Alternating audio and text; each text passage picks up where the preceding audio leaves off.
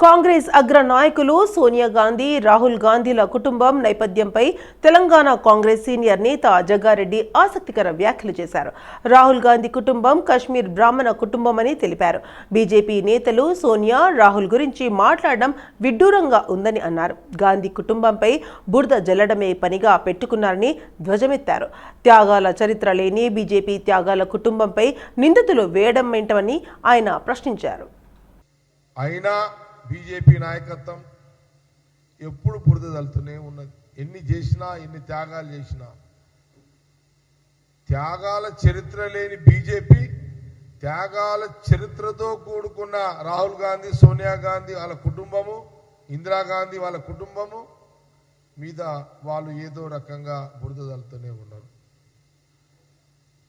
ఇది చాలా బాధ అనిపిస్తున్నది, బాధాకరమైన అంశం.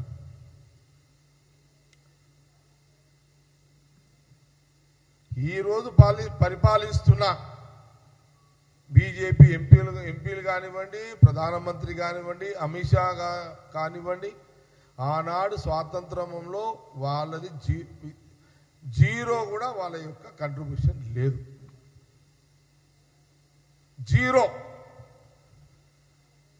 ప్రధానమంత్రి లేకపోతే అమిత్ షా లేదా బీజేపీ ఇప్పుడున్న సెంట్రల్ మినిస్టర్ల వాళ్ళ తల్లిదండ్రులకు అడిగితే వాళ్ళు చెప్తారు ఏమని, ఆనాడు మహాత్మా గాంధీ, జవహర్లాల్ నెహ్రూ, మోతీలాల్ నెహ్రూ వారి త్యాగాలు, వాళ్ళ ఆస్తుల త్యాగము వాళ్ళ తల్లిదండ్రులకు తెలుసు.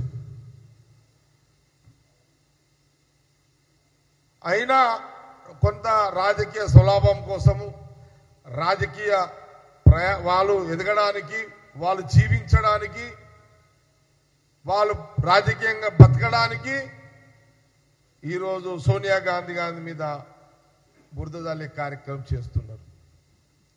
ధర్మం అంటారు, వేదాలు మాట్లాడతారు, శాస్త్రాలు మాట్లాడతారు బీజేపీ నాయకులు.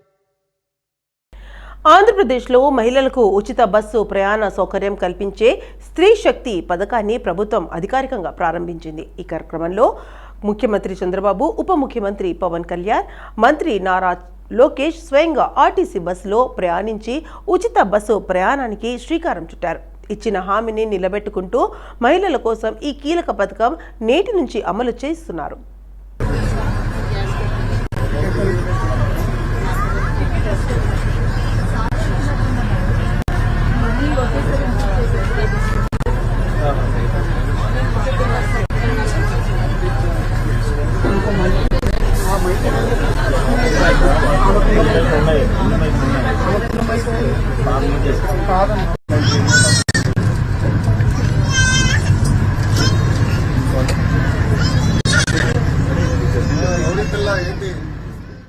డెబ్బై 79వ స్వాతంత్ర దినోత్సవాన్ని పురస్కరించుకుని షేర్లింగంపల్లి నియోజకవర్గం ఆల్విన్ కాలనీ డివిజన్ పరిధిలోని పలు కాలనీలలో ఏర్పాటు చేసిన త్రివర్ణ పతాకాన్ని Serilingampally MLA Arekapudi Gandhi, Allwyn colony division corporator Dodla Venkatesh Goud, Hyder Nagar division corporator Srinivas రావులతో కలిసి ఎగురవేసి ప్రజలకు స్వాతంత్ర దినోత్సవ శుభాకాంక్షలు తెలియజేశారు. ఈ సందర్భంగా ఎమ్మెల్యే మాట్లాడుతూ ఎంతో మంది మహనీయులు త్యాగాల ఫలితంగా స్వాతంత్ర్యం సిద్ధించిందని, మహనీయులు జీవితాలను ఆదర్శంగా తీసుకుని దేశ భవిష్యత్తు కోసం ప్రతి ఒక్కరూ పాటుపడాలని కోరారు. 79 సంవత్సరాల స్వేచ్ఛని భారతదేశం అనుభవిస్తున్నటువంటి పరిస్థితులలో 79వ స్వాతంత్ర దినోత్సవం సందర్భంగా ప్రజలందరికీ కూడా శుభాకాంక్షలు. మనం పెద్దలు కష్టపడి సాధించినటువంటి స్వాతంత్రాన్ని సార్థకం చేసుకోవటం, భవిష్యత్తుకి బంగారు బాట వేసుకోవటం, 79 సంవత్సరాల మార్పు కన్నా రాబోయే భవిష్యత్తు మార్పు కోసం, ఇంకా మార్పు కోసం కోరుకోవటం అనేది మన మానవ సహజం. మంచిని కోరుకుంటూ, మంచి భవిష్యత్తును కోరుకుంటూ, దేశ భవిష్యత్తుని, రాష్ట్ర భవిష్యత్తుని, ప్రజల భవిష్యత్తుని కోరుకుంటూ స్వాతంత్ర దినోత్సవ పోరాటాలని నెమరవేసుకుంటూ ఈరోజు గడుపుతున్నటువంటి పరిస్థితులు చూస్తూ ఉన్నాం. ఎంతవరకు స్వేచ్ఛ సాధించాం, ఆ స్వేచ్ఛను ఏ రకంగా అనుభవించాలి, స్వేచ్ఛని సాధించుకుంటూ భవిష్యత్తుకు బంగారు బాట వేసుకుంటూ పోవాలనే నినాదంతో రాష్ట్రాలు దేశము పోరాటాల మధ్యలో ఎదుగుదలని ఆశిస్తూ ముందుకు పోతున్నటువంటి పరిస్థితుల్ని గమనిస్తూ ప్రజలంతా కూడా సుఖ సంతోషాలతో చక్కటి స్వేచ్ఛని అనుభవిస్తూ స్వేచ్ఛ వాతావరణాన్ని స్వేచ్ఛ గల భారతదేశాన్ని కోరుకుంటూ ముందుకు పోవాలా. అందరికీ కూడా స్వాతంత్ర దినోత్సవ శుభాకాంక్షలు తెలియజేస్తున్నాను. కేంద్ర ప్రభుత్వం కీలబొమ్మగా గవర్నర్ వ్యవహరించడం దుర్మార్గం. తెలంగాణ రాష్ట్ర పంచాయతీరాజ్ 2018 చట్ట సవరణ బిల్లు గవర్నర్ ఆమోదించవలసిందే. 42% బీసీ రిజర్వేషన్ బిల్లు కేంద్ర ప్రభుత్వం 9వ షెడ్యూల్లో చేర్చవలసిందే అని ఆమ్ ఆద్మీ పార్టీ తెలంగాణ రాష్ట్ర కన్వీనర్ డాక్టర్ దిడ్డి సుధాకర్ తెలిపారు. లిబర్టీ ఆప్ రాష్ట్ర కార్యాలయంలో జరిగిన విలేకరుల సమావేశంలో ఉద్యోగ విద్యతో పాటు స్థానిక సంస్థల ఎన్నికల్లో 42% బీసీ రిజర్వేషన్ బిల్లు తెలంగాణ రాష్ట్ర పంచాయతీరాజ్ 2018 చట్ట సవరణ ఆర్డినెన్స్ నేరుగా రాష్ట్రపతికి పంపించడానికి నిరసిస్తూ 18 ఆగస్టున ఆమ్ ఆద్మీ పార్టీ చలో రాజ్భవన్ గోడపత్రికను డాక్టర్ దిడ్డి సుధాకర్తో పాటు ఆప్ రాష్ట్ర నేతలు బుర్రా రాముగౌడ్ తదితరులు ఆవిష్కరించారు. 42% ఏదైతే బీసీ రిజర్వేషన్ బిల్లు ఆర్డినెన్స్ ముసాయిదా రూపంలో గవర్నర్ గారికి రాష్ట్ర ప్రభుత్వం పంపడం జరిగిందో అది ఆయన దగ్గర పెండింగ్లో ఉంది. దాని మీద సంతకం చేసి దాన్ని ఆమోదం తెలపడానికి ఆయన దగ్గర ఉన్నదాన్ని ఆమ్ ఆద్మీ పార్టీ తరఫున ఆయనకి ఒక డెలిగేషన్ వెళ్ళడానికి ఒక మెమరాండం ఇవ్వడం జరిగింది. మాకు అపాయింట్మెంట్ ఇవ్వమని 4 రోజుల క్రితం అపాయింట్మెంట్ కోసం మేము పంపడం జరిగింది. బీసీ బిల్లు మీద చర్చించడానికి ఒక అపాయింట్మెంట్ కోరితే ఇంతవరకు గవర్నర్ దగ్గర నుంచి మాకు సమాధానం లేదు. అందుకని అదే మెమోరాండం తీసుకొని చలో రాజ్భవన్ కార్యక్రమాన్ని ఈ నెల 18వ తారీఖున ఉదయం 11 గంటలకి ఇక్కడ రాష్ట్ర కార్యాలయం నుంచి మేము వెళ్తాం మరి మెమోరాండం ఇవ్వడానికి. అందుకని ఈరోజు ఇక్కడ ఈ ప్రెస్ మీట్ ఏర్పాటు చేయడం జరిగింది. నా పేరు doctor Diddi Sudhakar, Aam Aadmi party state convener. అలాగే నాతో పాటు మాజీ కన్వీనర్ బుర్రా రామగౌడ్ గారు, యువజన సమాఖ్య మాజీ అధ్యక్షులు విజయ మల్లంగి. చలో రాజ్భవన్ అన్నది 42% ఏదైతే అంటున్నారో ఇది ఒక డ్రామాగానే ఈరోజు క్రియేట్ చేశారు. ఎందుకంటే బీజేపీ కానీ కాంగ్రెస్ కానీ బీసీల మీద ఏమాత్రం నమ్మకాలు లేదు. అక్కడ బీసీ ప్రధానమంత్రిగా ఉన్నా అని చెప్పినా, ఇక్కడ బీసీలను మేము చేస్తామని చెప్పినా, ఇక్కడ రాష్ట్రంలో ముఖ్యమంత్రులు చేస్తామని చెప్పినా, ఎవరు చేసినా కానీ బీసీలకు మాత్రం మట్టి కొట్టడమే సరిపోతుంది. వైసీపీ అధినేత జగన్ కు సీఎం చంద్రబాబుకు మధ్య పెద్ద తేడా ఏమీ లేదని ఏపీ కాంగ్రెస్ అధ్యక్షురాలు వైఎస్ షర్మిల తీవ్ర స్థాయిలో విమర్శించారు.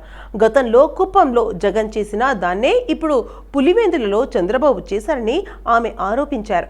ఇద్దరు నేతలు కలిసి రాష్ట్రంలో ప్రజాస్వామ్యాన్ని ఖూనీ చేస్తున్నారని ఆమె ధ్వజమెత్తారు.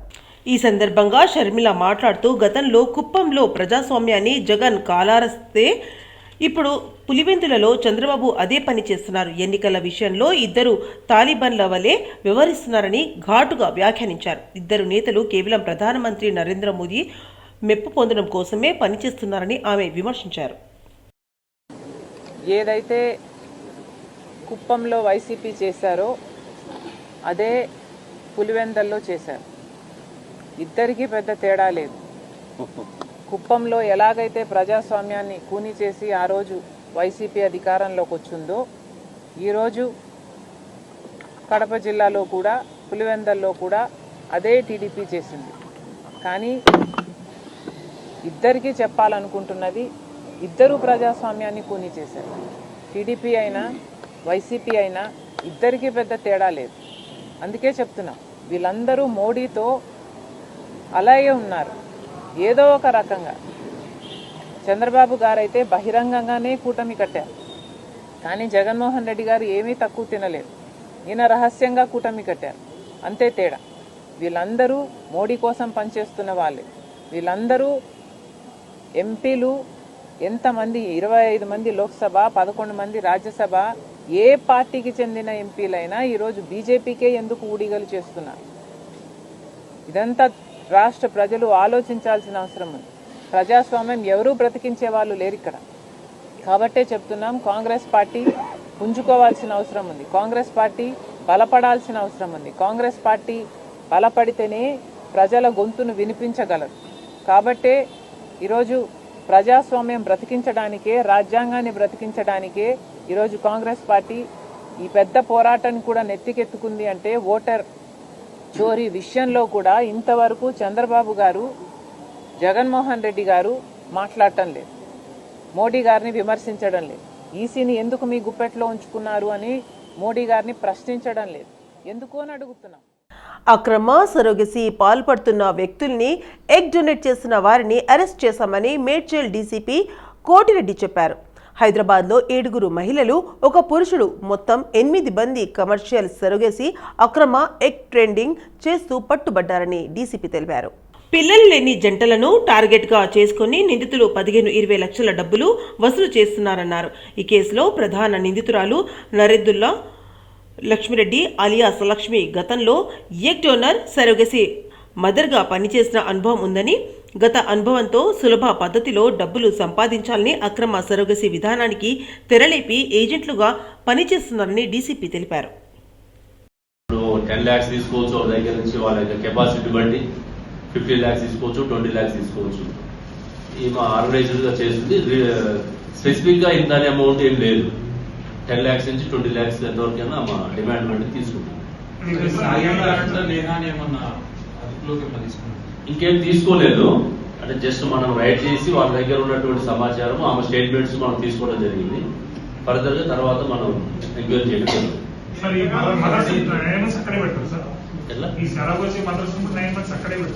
అక్కడే రూమ్ తీసుకు ఇల్లు అది వాళ్ళు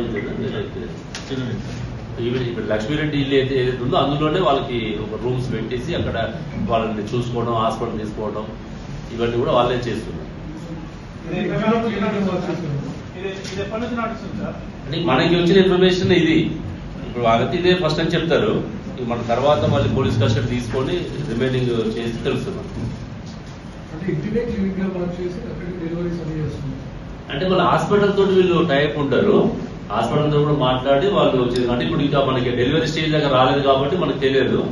జనరల్ అయితే మళ్ళీ హాస్పిటల్ కి వాళ్ళు ట్రీట్మెంట్ కి అదంతా వాళ్ళు ఫాలో చేస్తుంటారు. వీళ్ళంటే జస్ట్ ఏజెంట్ లాగా ఉంటారు. వీళ్ళు ఒక ఆర్గనైజర్ గా ఏజెంట్ గా ఉంటారు. అటు పేరెంట్స్ కి, ఇటు ఎవరైతే ఈ సర్వగేట్ మదర్స్ కి, ఈ హాస్పిటల్ మధ్య వీళ్ళు మీడియేట్ చేస్తుంటారు. 79వ స్వాతంత్ర దినోత్సవం సందర్భంగా ఆల్వాల్ మున్సిపల్ కార్యాలయంలో జాతీయ జెండా ఎగురవేసిన మల్కాజ్గిరి ఎమ్మెల్యే మర్రి రాజశేఖర్ రెడ్డి.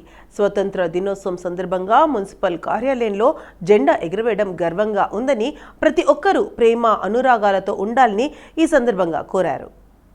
ఈ కార్యక్రమంలో Alwal municipal deputy commissioner Srinivas Reddy, కార్పొరేటర్లు శాంతి శ్రీనివాస్ రెడ్డి, సబితా అనిల్ కిషోర్ గౌడ్, డోలి రమేష్, ఢిల్లీ పరమేష్ మరియు పెద్ద ఎత్తున మున్సిపల్ సిబ్బంది, బీఆర్ఎస్ నాయకులు, కార్యకర్తలు పాల్గొన్నారు.